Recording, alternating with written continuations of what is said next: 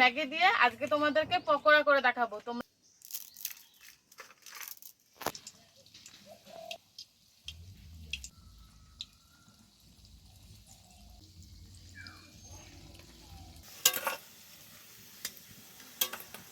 নমস্কার বন্ধুরা, RP village স্টোরির পক্ষ থেকে সকলকে জানায় অনেক স্বাগত। আজকে চলে এসেছি প্রতিদিনের মতো আরও একটি দুর্দান্ত রেসিপি নিয়ে। আজকে এই দেখো, দুখানা ম্যাগি নিয়ে এসেছি। এই ম্যাগি দিয়ে আজকে তোমাদেরকে পকোড়া করে দেখাবো। তোমরা কিন্তু পুরো ভিডিওটা দেখবে। তাহলে চলো পকোড়ার ব্যাটারটা আগে তৈরি করে নিই। তো তার জন্য কিন্তু ম্যাগি দুটোকে আগে কেটে নেব।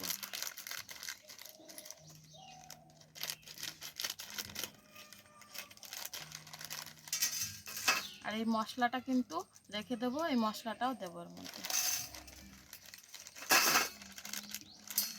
ম্যাগির পকোড়া করার জন্য কিন্তু এই ম্যাগিটাকে ছোট ছোট করে ভেঙে নিতে হবে।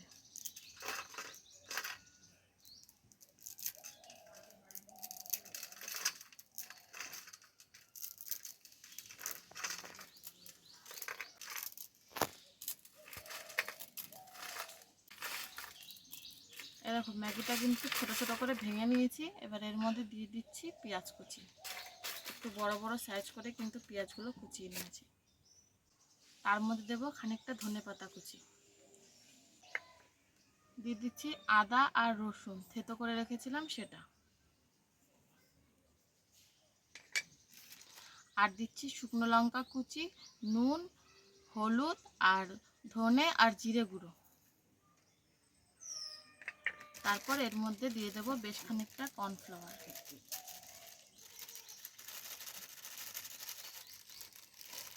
সবশেষে দিয়ে দেবো ম্যাগি মশলা।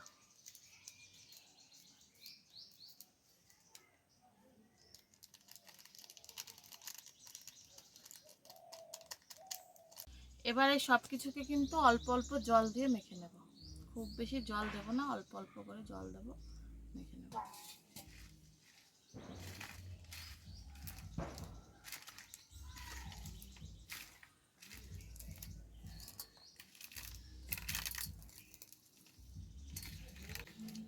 এই দেখো, এটা কিন্তু খুব ভালোভাবে মাখা হয়ে গেছে। এখন মনে হচ্ছে একটু ছাড়া ছাড়া হয়ে আছে, কিন্তু একটু রেস্টে রাখলে কিন্তু এটা একদম সুন্দর সেট হয়ে যাবে। তো এটাকে 10 মিনিটের জন্য রেস্টে রেখে তারপরে কিন্তু এটাকে ভাজবো।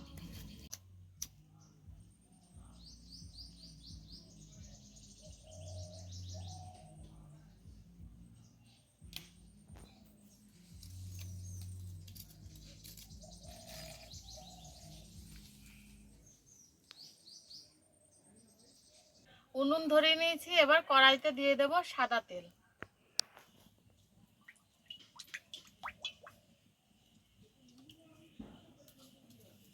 তেলটা কিন্তু গরম হয়ে গেছে। এবার আমি ম্যাগির পকোড়াগুলো ভেজে নেব।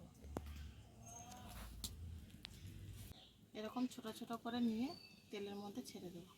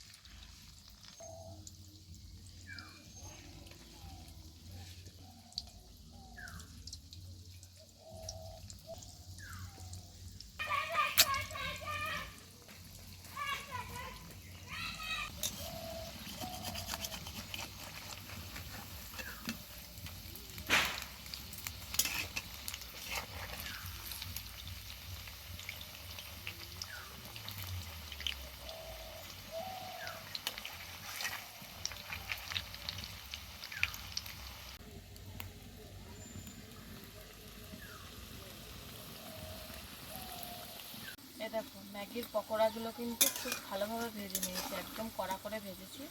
এবার এগুলোকে তুলে নেব।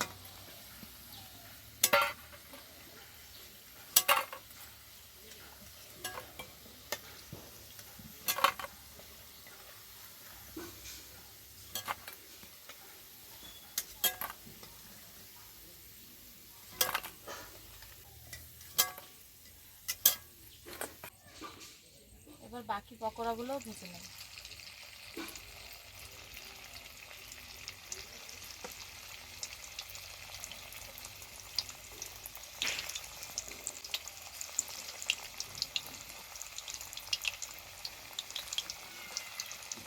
দেখো এইগুলোও ভাজা হয়ে গেছে, এবার এগুলোও তুলে নেব।